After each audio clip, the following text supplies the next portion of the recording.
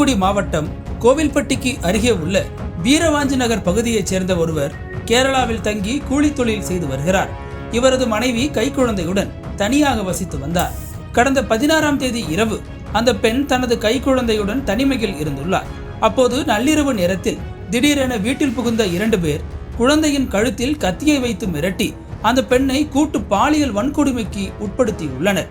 அந்த சமயத்தில் வீட்டுக்கு வந்த கணவரிடம் தனக்கு நேர்ந்த கொடுமைகளை எடுத்து கூறி அந்த பெண் கண்ணீர் விட்டு கதறியுள்ளார். அதிர்ச்சியில் உறைந்த குடும்பத்தினர் இந்த சம்பவம் குறித்து கோவில்பட்டி காவல் நிலையத்தில் புகார் அளித்துள்ளனர்.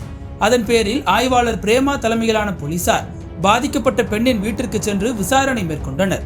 அங்கு கைரேகை நிபுணர்கள் வரவழைக்கப்பட்டு தடயங்கள் சேகரிக்கப்பட்டது.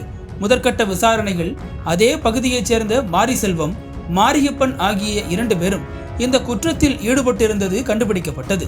இதனிடையே போலீசார் நடத்திய தீவிர தேடுதல் வேட்டையில் குற்றவாளி மாரியப்பன் ஊரை ஒட்டியுள்ள மலைப்பகுதியில் பதுங்கியிருப்பதாக போலீசாருக்கு ரகசிய தகவல் கிடைத்துள்ளது. இதை அறிந்ததும் போலீசார் ஸ்பாட்டுக்கு சென்று அவரை சுற்றி வளைத்து கைது செய்ய முயன்றுள்ளனர். அப்போது மாரியப்பன் போலீசாரை கண்டு அங்கிருந்து தப்ப முயன்றுள்ளார். இதை கண்டு விடாமல் விரட்டிச் சென்ற போலீசார் அவரை பிடிக்க முயன்றுள்ளனர். அப்போது மாரியப்பன் தடுமாறி கீழே விழுந்ததில் அவரது வலது காலில் முறிவு ஏற்பட்டுள்ளது. தொடர்ந்து அவரை கைது செய்த போலீசார் கோவில்பட்டி அரசு மருத்துவமனையில் அனுமதித்துள்ளனர்.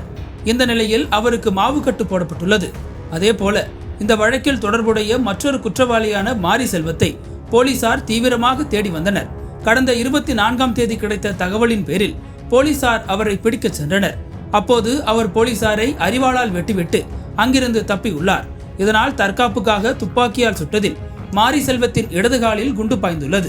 துப்பாக்கிச் சூட்டில் காயமடைந்த மாரிசெல்வம் மற்றும் 2 காவலர்களையும் மருத்துவமனையில் சேர்த்து சிகிச்சை அளிக்கப்பட்டு வருகிறது. மாரிசெல்வம் குறித்து போலீசார் விசாரித்த போது தூத்துக்குடி, கோவில்பட்டி காவல் நிலையங்களில் அவர் மீது 10க்கும் மேற்பட்ட கிரைம் வழக்குகள் நிலுவையில் உள்ளது தெரிய வந்துள்ளது.